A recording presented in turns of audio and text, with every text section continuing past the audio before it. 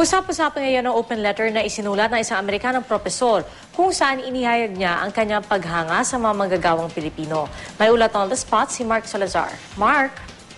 Iya, nakakatuwa namang sa mata pa ng Amerikano natin makita ang magandang karakter ng Pilipino.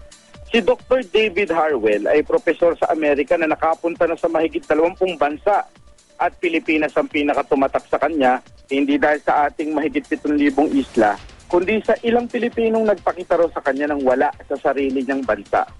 Ang malalaki nating pamilya na magkakasama kahit mahirap ay nakangiti at kumakanta. Mas bagay nga raw na tourist slogan sa atin ang musical island kaysa it's more fun in the Philippines. Ibinida ko sa kanya na hindi uso sa atin ang home for the aged at maluha-luha siyang ikinwento. Sa nursing home pala namatay ang kanyang lola ng mag-isa at tama raw ang Pilipinong hindi dapat inaabandona ang ating nakatatanda. Pero pinakahumanga si Dr. Harwell sa mga OFW na isinasakripisyong personal na kasiyahan alang-alang sa pamilya. Sabi pa nga niya, hihinto raw ang mundo kapag umuwi lahat ng OFW.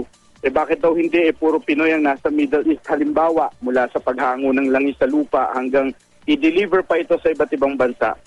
Sumulat si Dr. Harwell ng pasasalamat niya sa atin na inilathala naman ng Philippine Daily Inquirer. Sa kanyang open letter, sinabi niyang ang pinakamalaking pagkakaiba ng Amerika sa Pilipinas, sabi niya, their hands are full but their hearts are empty.